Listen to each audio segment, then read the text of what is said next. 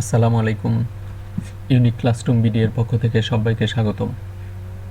2021 সালের এইচএসসি পরীক্ষার্থীর জন্য পঞ্চম সপ্তাহের অ্যাসাইনমেন্ট, হিসাব বিজ্ঞান দ্বিতীয় পত্র। অ্যাসাইনমেন্টের নমুনা উত্তরপত্র শুরুর আগে প্রশ্নপত্রটি দেখে আসি।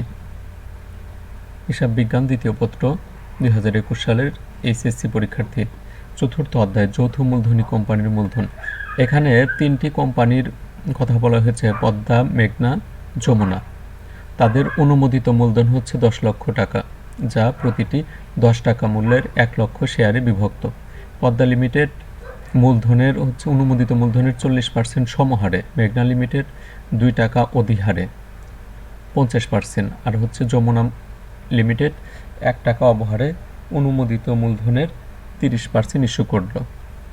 প্রতিটি কোম্পানির ইস্যুকৃত শেয়ারের বিপরীতে 20% অতিরিক্ত আবেদন পেল। এইটুক তথ্য থেকে কিন্তু অঙ্কগুলো করতে হবে। আর এখানে একটা তথ্য বলা হয়েছে, অতিরিক্ত যারা আবেদন করেছে তাদের শেয়ার দেওয়া সম্ভব হয়নি, ফলে অতিরিক্ত আবেদনের টাকা ফেরত দেওয়া হয়েছে। আর যমুনা লিমিটেড কোম্পানি কি করছে, ভূমি দালান কোঠা ক্রয়ের বিপরীতে অনুমোদিত মূলধনের 20% ইস্যু করলো, অর্থাৎ ভূমি ও দালান কোঠা নিয়ে তাদেরকে শেয়ার ইস্যু করছে। এখন প্রথম প্রশ্ন, শেয়ার ও স্টকের মধ্যে পার্থক্য, তারপরে জাবেদা দিতে বলছে সমহার ও অধিহারে শেয়ার ইস্যু সংক্রান্ত লেনদেনের, যমুনা লিমিটেডের শেয়ার ইস্যু সংক্রান্ত লেনদেনের জাবেদা, ব্যাংক হিসাব, আর আর্থিক অবস্থার বিবরণী। এই ছিল প্রশ্নপত্র। প্রশ্নপত্রটি ভালোভাবে কিন্তু খেয়াল করবে, ভালোভাবে তোমরা পড়বে। অ্যাসাইনমেন্টের শিরোনাম, আমি শিরোনাম ব্যবহার করেছি যৌথ মূলধনী কোম্পানির শেয়ার সংক্রান্ত হিসাব। তো ক নং প্রশ্নের উত্তর, শেয়ার ও স্টকের মধ্যে পার্থক্য। 4টি পার্থক্য দেওয়ার কথা বলেছে এখানে, সংজ্ঞা, বিলির সময়, নামিক মূল্য, হস্তান্তরযোগ্যতা। আমি এই 4টি পার্থক্য দিয়ে দিয়েছি।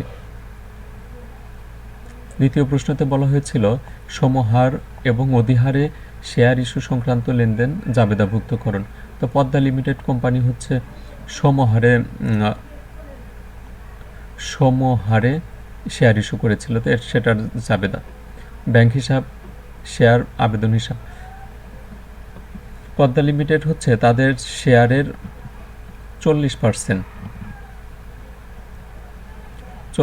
ইস্যু করেছিল, আর 20% অতিরিক্ত। এ দিয়ে মোট তার 48,000 শেয়ারের ইস্যু করে, প্রতিটি 10 টাকা মূল্যের।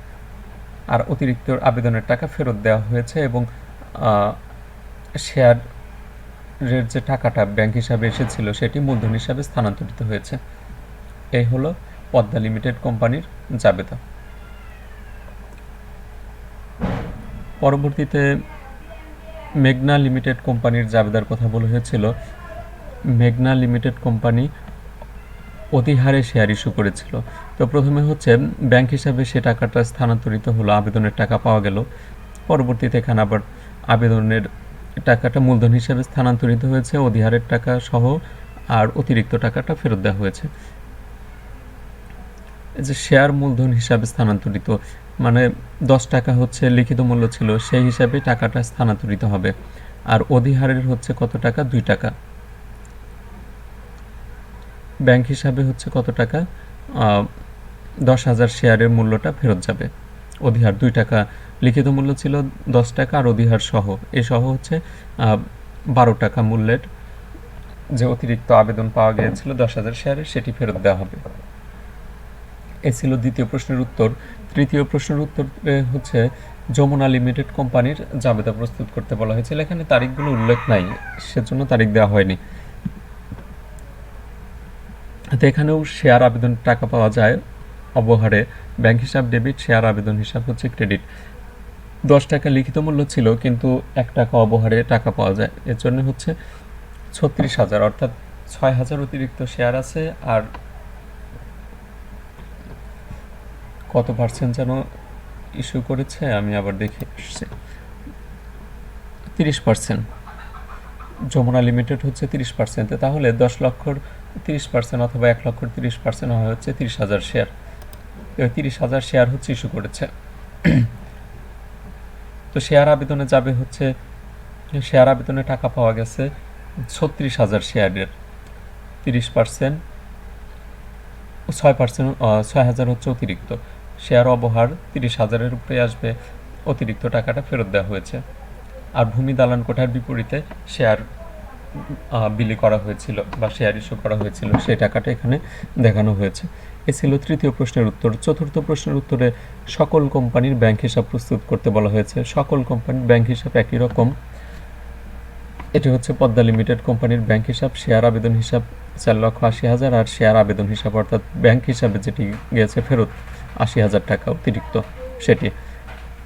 তার পরবর্তীতে রয়েছে মেঘনা লিমিটেড কোম্পানির ব্যাংক হিসাব, ওই একই অবস্থায় একই রকম চলমান জের পদ্ধতিতে হিসাবটা করা হয়েছে। সর্বশেষ যমুনা লিমিটেড কোম্পানির হিসাব। তার পরবর্তীতে যে প্রশ্ন, সেখানে আর্থিক বিবরণী প্রস্তুত করতে বলা হয়েছে প্রতিটি কোম্পানির পৃথকভাবে। তো প্রথমে পদ্মা লিমিটেড কোম্পানির আর্থিক অবস্থার বিবরণ। সম্পদ সমূহ, এখানে একটিমাত্র সম্পদ, সেটি হচ্ছে ব্যাংক জমা 4 লক্ষ, এটি শেষ।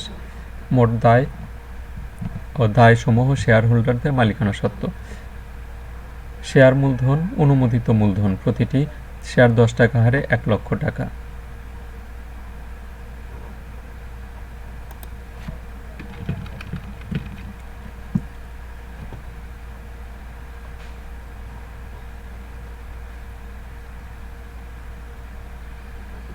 ইস্যুকৃত ও পরিশোধিত মূলধন প্রতিটি 10 টাকা মূল্যের 40,000 শেয়ার হচ্ছে ইস্যু করা হয়, যার মূল্য হচ্ছে 4 লক্ষ টাকা। এই ছিল পদ্মা লিমিটেড কোম্পানির আর্থিক অবস্থার বিবরণী। তার পরবর্তীতে রয়েছে মেঘনা লিমিটেড কোম্পানির আর্থিক বিবরণী। এখানে ব্যাংকে জমা হচ্ছে 6 লক্ষ টাকা, অনুমোদিত মূলধন ওই আগেরটার মতোই। এখানে ইস্যুকৃত পরিশোধিত মূলধন হচ্ছে 50,000 শেয়ার 10 টাকা মূল্যের 5 লক্ষ টাকা, আর অধিহারে ইস্যু করা হয়েছিল। এখানে উদ্ধৃতিটা বানান ভুল হয়েছে, অধিহারে হচ্ছে 1 লক্ষ টাকা, এ সব মিলে 6 লক্ষ টাকা। তার পরবর্তীতে যমুনা লিমিটেড কোম্পানি, এখানে একটু সম্পদের পরিমাণ বেশি। স্থায়ী সম্পদ হচ্ছে ভূমি দালান কোঠা রয়েছে 2 লক্ষ টাকা, ব্যাংক জমা 2,70,000, অসমন্বিত ব্যয় অর্থাৎ শেয়ার অবহার সেটি হচ্ছে 30,000 টাকা। মোট সম্পদ 5 লক্ষ টাকা। অনুমোদিত মূলধন ওইটার মতোই, ইস্যুকৃত পরিশোধিত মূলধন হচ্ছে 10 টাকা মূল্যের 50,000 শেয়ার 5 লক্ষ টাকা। সুপ্রিয় শিক্ষার্থীবৃন্দ, এতক্ষণ যারা কষ্ট করে সাথে ছিলে তাদেরকে অনুরোধ করব চ্যানেলটিতে সাবস্ক্রাইব করে সাপোর্ট দেওয়ার জন্য। তোমরা হিসাবগুলো একটু মিলিয়ে নেবে, অনাকাঙ্ক্ষিতভাবে কোনো ভুল হতে পারে, যদি কোনো ভুল থাকে সেজন্য আন্তরিকভাবে দুঃখিত এবং ক্ষমাপ্রার্থী। সবাই ভালো থাকো, সুস্থ থাকো। আবারও অনুরোধ করছি চ্যানেলটিতে সাবস্ক্রাইব করার জন্য, লাইক দিয়ে পাশে থাকার জন্য। আজকের মতো বিদায় নিচ্ছি। সবাই সুস্থ থাকো, ভালো থাকো, ইউনিক ক্লাসরুম বিটি এর সাথে থাকো। আল্লাহ হাফেজ।